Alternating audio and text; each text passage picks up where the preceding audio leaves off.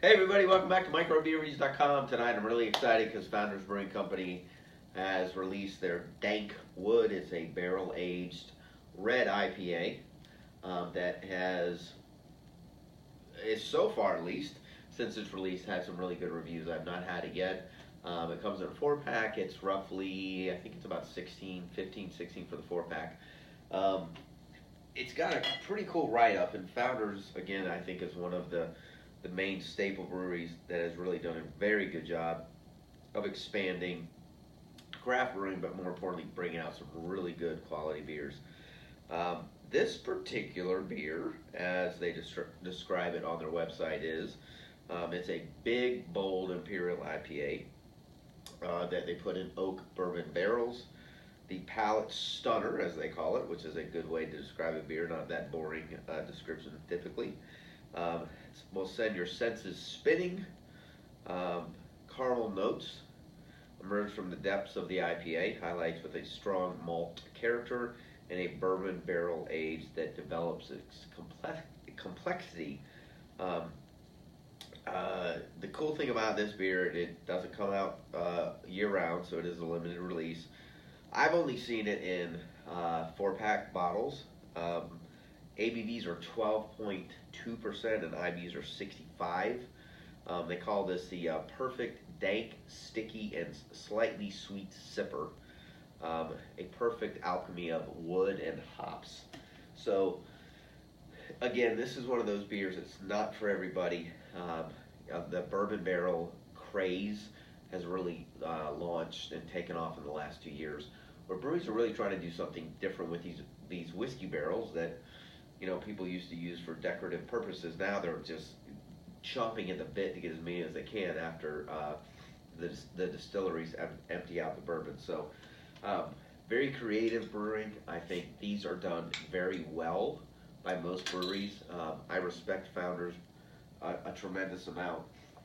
They have so many good beers. They do a phenomenal job with coming up with new varieties of beer. Their wet harvest is killer. That should be out soon. I look forward to that in the fall of 2018. So I realize the lighting's not that good, but this is kind of a hazy orange red, hence the red IPA. Not much carbonation. The head has a little bit of color on it. It's got a little bit of caramel notes to it, but it's just it's kind of a hazy red IPA. Again, nothing residual floating around, which is great.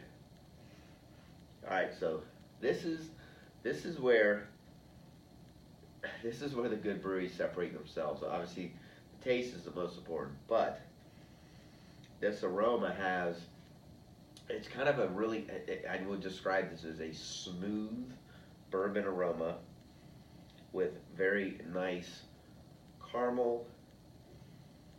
There's that kind of sugary sweetness that's not too much, so it's not overpowering. There's a little bit of that the oakiness from the barrel coming out. It definitely has maybe a tad bit of a smoke to it, but it's an interesting beer. You can smell the hops, you can smell the malts, but then there's this really cool complexity with this oak barrel into it. So, as we love to say on microbeerreviews.com, cheers. Let's get into the glass.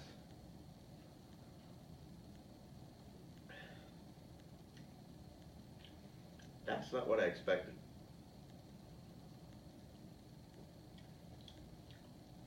So, definitely has a very strong red IPA component to it, which is what they say on the bottle.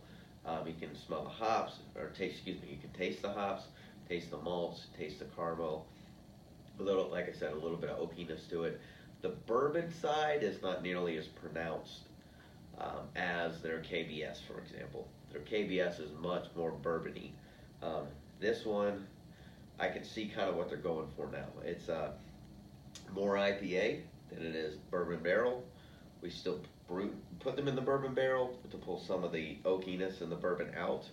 However, it's subtle. So this is what I would call an introductory beer to bourbon barrel, that's a tongue twister, bourbon barrel aged IPAs like this. So maybe if you're not a huge bourbon fan, might have 2 a year, try it. If you like red IPAs and like a little bit of that oakiness, maybe in red wine, try it.